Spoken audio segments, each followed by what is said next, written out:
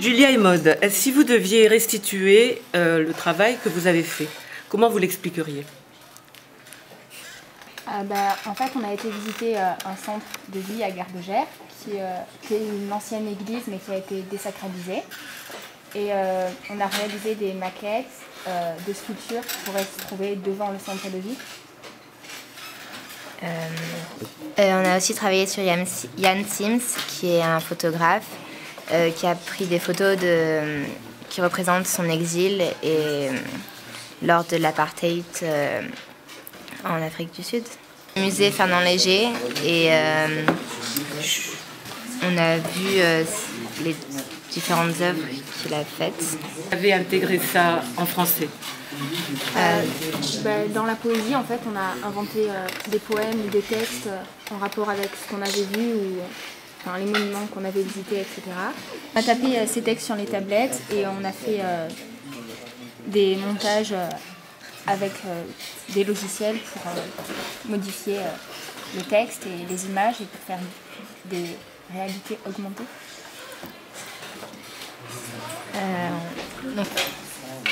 Donc là, c'est un poème qu'on a fait en imaginant ce qu'on pourrait faire pour réhabiliter le centre de vie, parce qu'en ce moment, il est un peu à l'abandon, donc on imagine ce qu'on pourrait le faire pour le rendre plus attractif.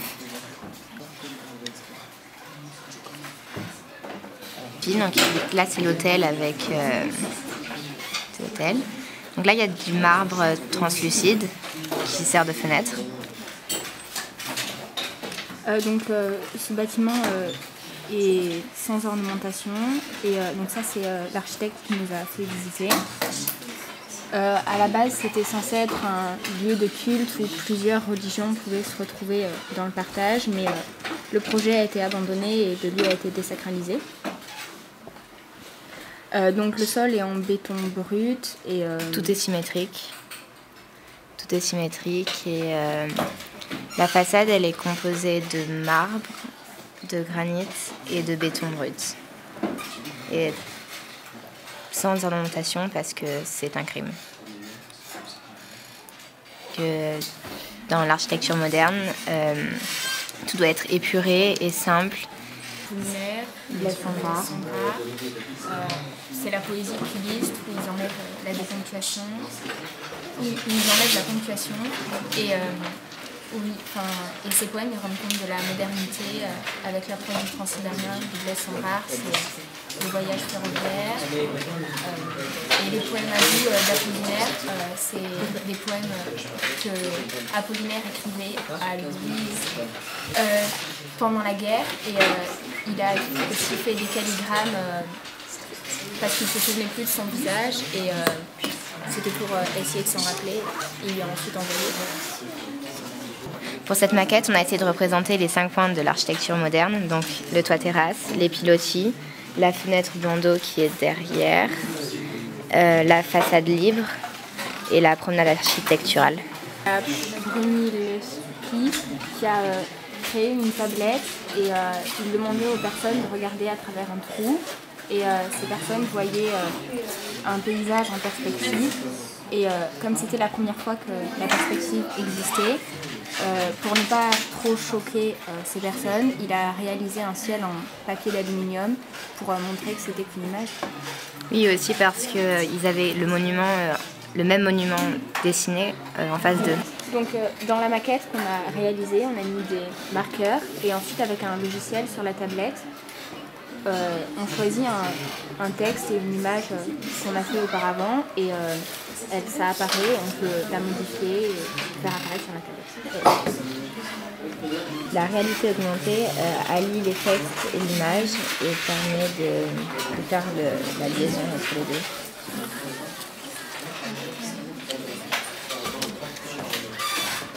Ah, il va y avoir rien sur le site. Non. Attends, approche-toi du marqueur. Sinon, Chloé, tu peux nous passer ton marqueur, s'il te plaît? Donc ça, c'est le marqueur qui permet d'identifier le...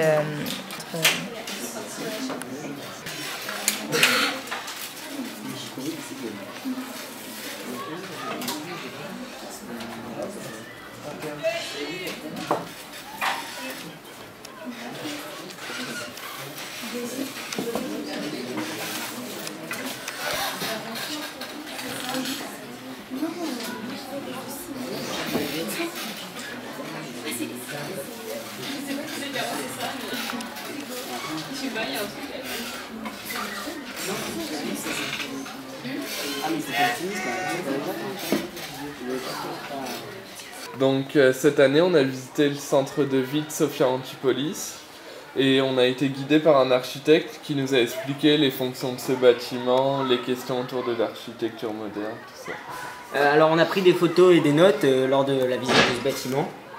Et à partir du vocabulaire de l'architecture que nous a donné cet architecte présent avec nous.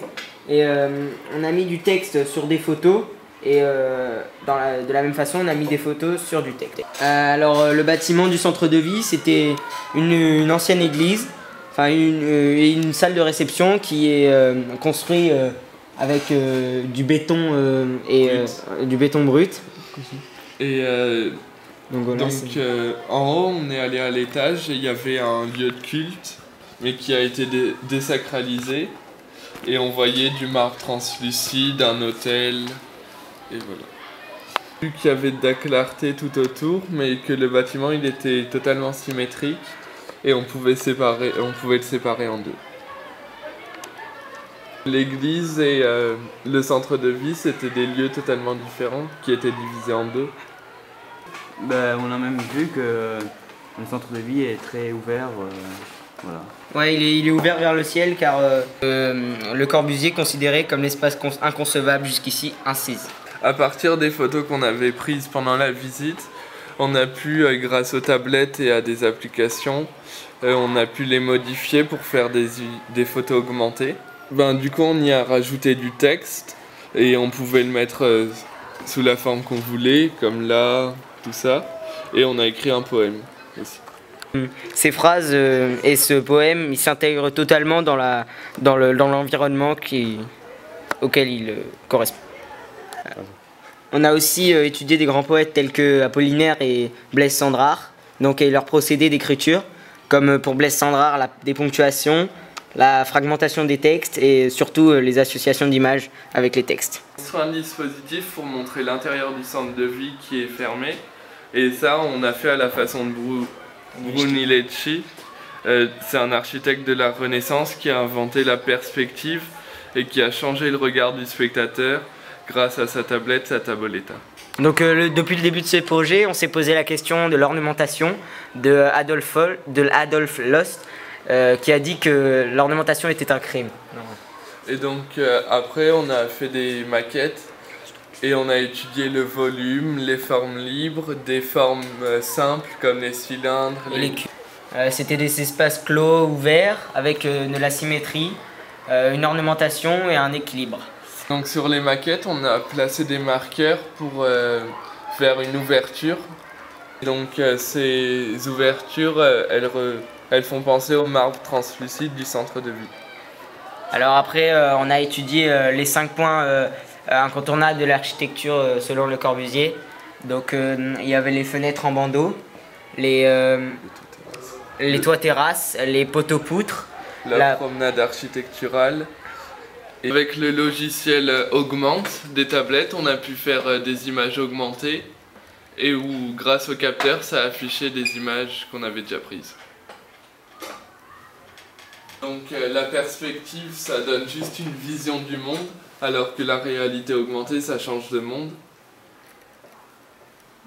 Depuis le début de ce projet, avec les tablettes, ça nous a appris, nous élèves de 3e, une autre manière de travailler, une autre manière de voir de regarder certains grands architectes et de se poser des vraies questions telles que celle de l'ornementation.